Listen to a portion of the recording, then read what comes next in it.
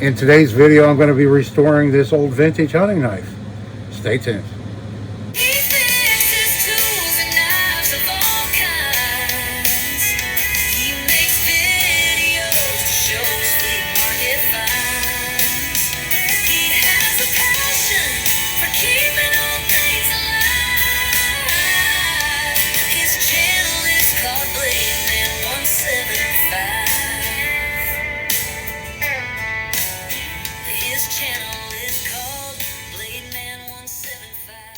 Hello everybody, and thanks for coming back for another video. This is Dave.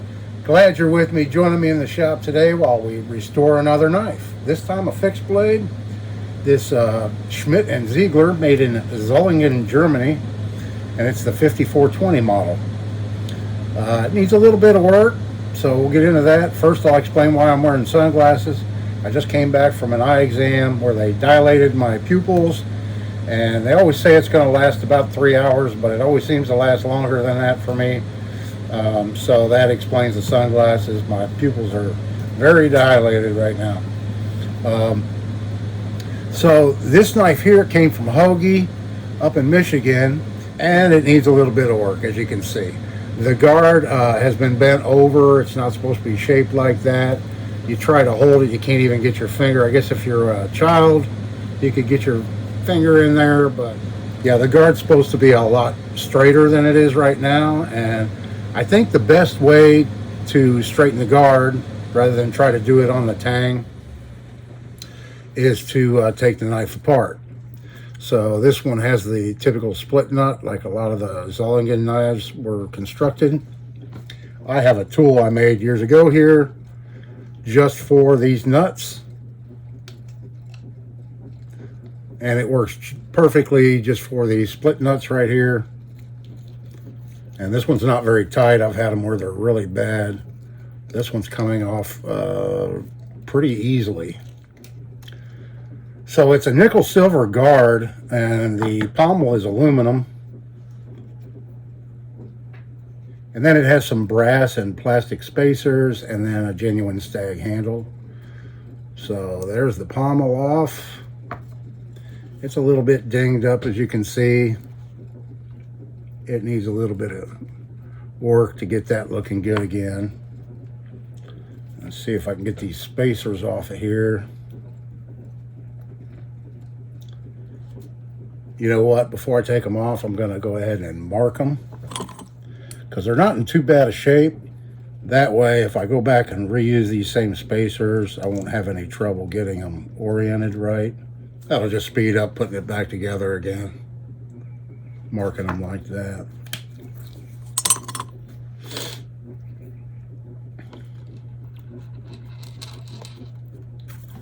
All right, there's the first set of spacers off.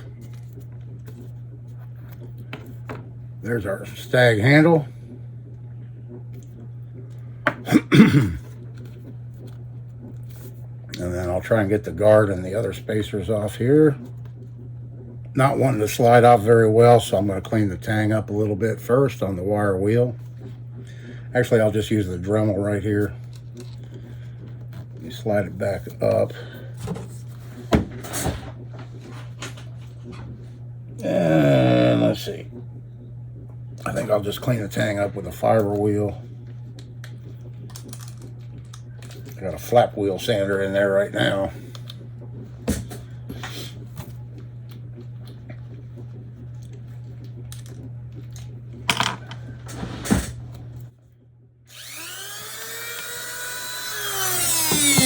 Alright, quick work of that.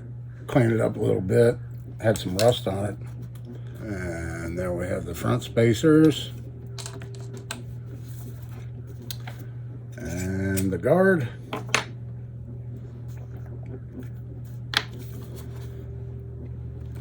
And there it is apart.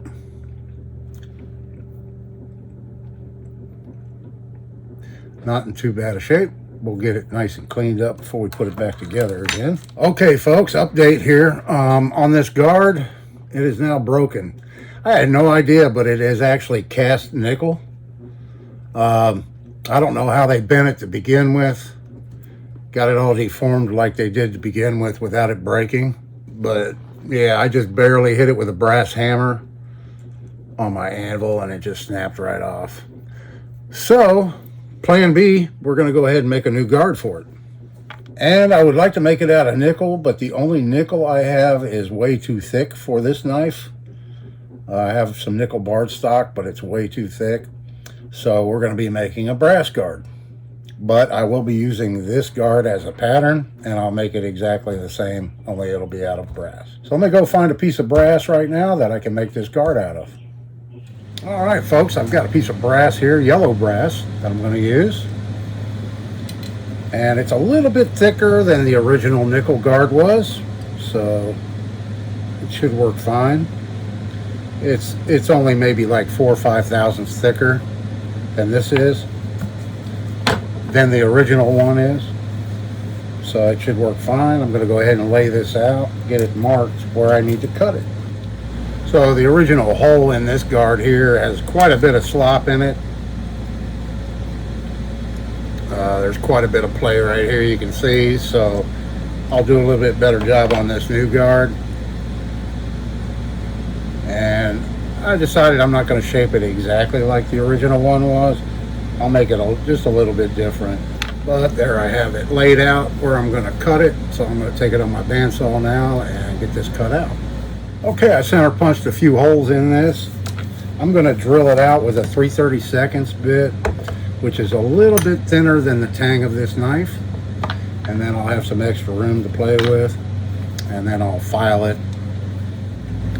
Okay, there I have the bulk of the metal removed with a drill bit.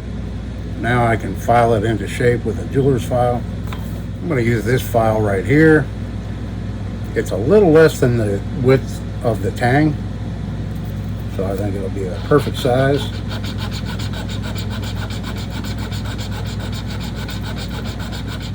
If you use jeweler's files a lot like I do, I like to use a pin vise like this right here, just a chuck with a handle, and it makes it so much easier to hold these things. I just lock it in there. Yeah, I just lock it up in one of these, and it's just a whole lot better handle for one of these. Okay, now that I have the roughed out guard fitted on there, I'm going to do all the shaping on it and everything before I put the knife together. I'm going to go ahead and switch over now to the blade itself, and we'll get that cleaned up real good. The tip needs a little bit of work. You can see it's a little bit bent, and it's kind of broken off at the very tip. So we'll get this blade cleaned up. That'll be the next thing I do. Okay, folks, I've been doing a little bit more sanding and shaping. I got the blade cleaned up a little bit. I put the guard on there so that I could do a little more sanding and shaping on it. And this is what it's looking like so far. And so I'm going to bend some shape into it once I finish sanding it the way I want it. I'm going to bend this top knob forward, and then I'm going to curve the bottom part a little bit towards the pommel. And I think it'll look a lot better once I get it bent into shape. So I'm going to work on that next, and then I'll show you the progress. Okay, I did a little buffing on this guard, gave it a little shape. All I did, I clamped it up in my vise with a rag, and then I bent this bottom part by hand, just pulling it back over this top part. I took a chunk of hardwood and a hammer, tapped it over, and it looks long, but that's actually a little bit shorter than the factory guard tail was on the guard, so that's what I went by. So I think it'll look all right. There you can kind of get an idea, but that's close to what it looked like out of the factory. The only difference is I have this right up here, which is kind of a nice little thumb rest, I thought, whereas this one, it got severely bent over and it was shaped more like that. But that's how it's looking so far. I could just go ahead and put this back together now, but I'm not really liking these spacers. They've lost their color. I could try to clean them up a little bit and see what they look like. Maybe I'll try that first. Try to clean this red plastic up and see what it looks like after I've cleaned it a little bit. Otherwise, I think we might be making some new spacers for it. We'll see. Let me get these cleaned up and see what they look like. Okay, folks, here's where I'm at on this knife. I went ahead and I took the guard off, and in its place, I put a sacrificial leather washer that's a little bit thicker than the guard. That way I could tighten everything up real good, and I'm going to go ahead and reshape this. There's a lot of material on this stag, and although I like the aged look to it, but I can replicate that with potassium permanganate if I want to. We'll see, but I think the spacers are going to look okay if they're just sanded down a little bit and get them all nice and flush again and smooth things up. And there's a lot of bulk up here that I'm really not liking on this stag, and the pommel needs quite a bit of sanding to get all those dings out of it and everything too. So I've got a sacrificial leather washer here, so I'm not going to damage the guard that I made. I'm going to go ahead and sand this down and get it all smoothed up and look a little bit better. Because yeah, you can see these spacers. I mean, they're shrunk and deformed and not lining up real good anymore. So we'll go ahead and reshape those on the sander. Be right back. Okay, so here's what we're looking so far. I'm liking that a lot better. Took a lot of that big hump out of it right here. Has a lot better feel to it now. There's a couple of spacers that aren't quite flush, but I'm not going to remove any more material to make them flush. I think it looks a lot better like that. So I'm going to go ahead and fine sand this, and then I'll go ahead and give it a quick buff while it's together like this, and then I'll take it apart, put the guard on, and get it back together again. But that's how it's looking so far. Okay, folks, I got this knife back together, and here's how it turned out.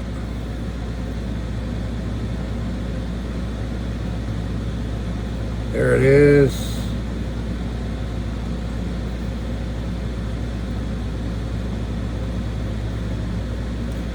I'm going to call this a little bird and trout knife. It's about the size of a bird and trout knife. Thought it came out pretty nice. I think it looks better than when I started. What do you think? So the only thing left to do on this one now is to make a sheath for it. I've got a lot of sheaths I need to make. I'm really behind on making sheaths. But I won't include that in this video. We'll save that for another video. So if you're interested in sheath making, come on back for that video when I post it. Hit the notification bell, and that way you won't miss that video. So I'm really happy that I stuck with the original spacers that it came with. Trying to keep this knife as original as I possibly can. The only thing is the guard, the replacement guard. And really this guard was in pretty poor shape anyway. It has a lot of little dings in it and everything I would have had to sand out. And it really surprises me that this was made out of a cast nickel. But you can tell the way it broke that this was cast nickel. But that's how they made it, I guess. This knife might be from the 50s, 60s, even the 70s possibly. Given the condition of it and everything, I would guess it's probably from the 50s or 60s. But otherwise, yeah, it came out pretty nice. I'm real pleased with it. That'll be a great addition to my collection. It's been over 3 hours now, and my pupils are still dilated, which is pretty annoying. But I managed to get a project done despite that today. Thanks for following along with me. I hope you enjoyed the video. Like, share, subscribe, all that good stuff. Really do appreciate it. Come back and visit me again. Appreciate you watching. This is Dave. See you in the next one.